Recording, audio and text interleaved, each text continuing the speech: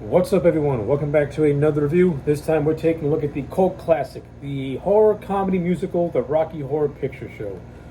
Alright, let's waste no time. Let's just make this review as short and sweet as possible. Overall, I like The Rocky Horror Picture Show. Now, I'm going to say this. As a movie, I think it's absolutely just, randomly stupid. But for what it is, and for what this movie has gained over the years, I can see why this is very popular amongst a lot of people, and why this movie has built the cult following that it has over the past now 50 years. The Rocky Horror Picture Show as a movie with a story, it doesn't work at all. But as a movie with interesting visuals and as a musical, I find it to be very entertaining. I like the cast of this movie. Tim Curry as Dr. Frankenfurter. This was his first big major American role, and in doing so, this is pretty much one of his more major roles. Tim Curry will always be remembered as not only Pennywise the clown from the Stephen King adaptation of It, the 1990 TV movie, but he'll also be remembered for this movie as well, and for good reason. Tim Curry as the transgender Dr. Frankenfurter is absolutely hilarious. Tim Curry was doing glam rock before Motley Crue was doing glam rock, and that is awesome. His look is heavily inspired by the likes of Kiss, because around the time this movie came out, Kiss was really starting to become a really big deal. So you can see a lot of Kiss influence with the character of Dr. Frankenfurter. So as a fan of Kiss, I appreciate that. And Tim Curry, to his credit, he made it work. Even though it looks haunting, and you're not going to get the visual of Tim Curry of drag out of your mind, the man made it work, and his performance is a lot of fun. And the supporting cast around him is also pretty good. Barry Bostwick and Susan Sarandon as Brad and Janet, the two lovers that get caught up in this random mess.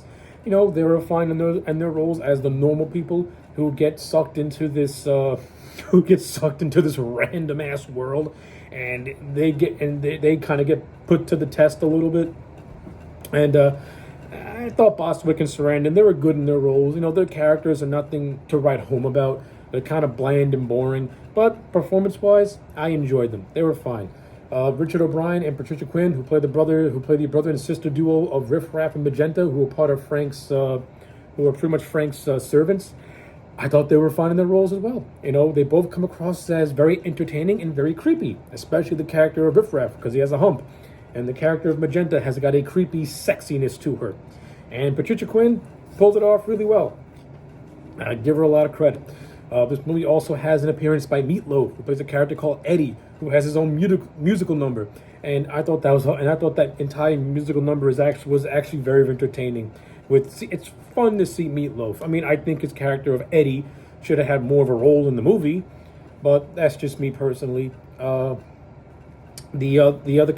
character of Columbia, I think her name is, or Cambia, I don't remember what the character's name is, played by Lil Nell. She was fine too. I think I found her to be grossly annoying, mainly because her high squeaky pitch voice can be very graining to the ears. That's just me. The whole thing, the creation of Rocky, who was like a parody of the Frankenstein monster, that was fine too. So from a casting standpoint, there's some weak links here and there, but overall I thought everyone filled the roles. As a musical, this movie is full of just songs that are so catchy, they're going to get stuck in your head. Like the opening of Science Fiction Double Feature, Damn It Janet, There's a Light at the Frankenstein Place, the Time Warp, which is probably the most well-known song. My favorite happens to be the Tim Curry number of Sweet Transvestite from Transsexual Transylvania. Just because Tim Curry performs the hell out of that number, and you can tell the man is just so into this character and he's having a good time. And the Time Warp, that's also a good piece, and is the most memorable piece of the whole movie.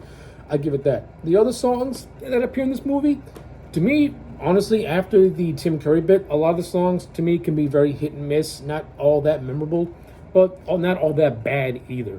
The Wise Up Janet Weiss song that plays near the end of the movie, now that one was pretty decent. And the rest after it, they're just okay. The whole subplot with this Dr. Scott coming and the whole thing of Frank and his crew being aliens from outer space. It is what it is. This movie is just paying homage to the old school science fiction movies and horror flicks of the 30s and the 60s. So for that, I give it credit for paying homage and showing where its roots are. But for me personally, I just thought it was just completely dumb and randomly stupid. But that's what this movie is. This movie is just randomly dumb and stupid, but it's entertaining. This movie knows that it's stupid, but it's having fun with it. It's having fun with its concept. It's having fun, and the actors are having fun. And I appreciate the movie for that, to be honest with you. And tell you the truth, we ain't never gonna get another movie like the Rocky Horror Picture Show. Like, for its time, this movie kind of broke a lot of rules. If a movie like this was made today, you'd have riots in the streets saying, "How can you depict transsexual people in such a negative light?" Blah blah blah blah blah. I mean, watch the movie. It's poking fun at it when you look at it. It's having fun. It's having a good time. Everyone's having a good time with it. You know, it's memorable. It's catchy.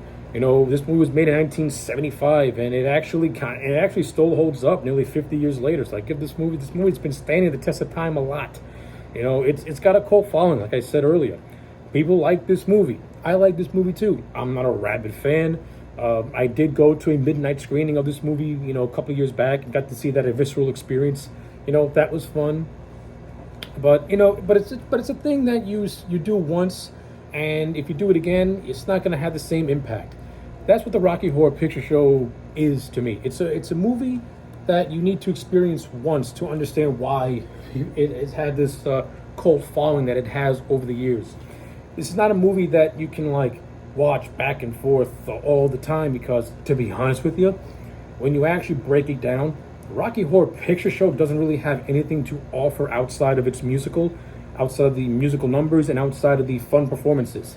For a straight-laced story and for characters and character development, you ain't gonna get any of that with this kind of movie. And you know what? It's not going for that. And I'm gonna give it some appreciation because of it. So yeah, with all that being said, those are just my thoughts on the Rocky Horror Picture Show. Final grade for me is going to be a solid 6.5 out of 10.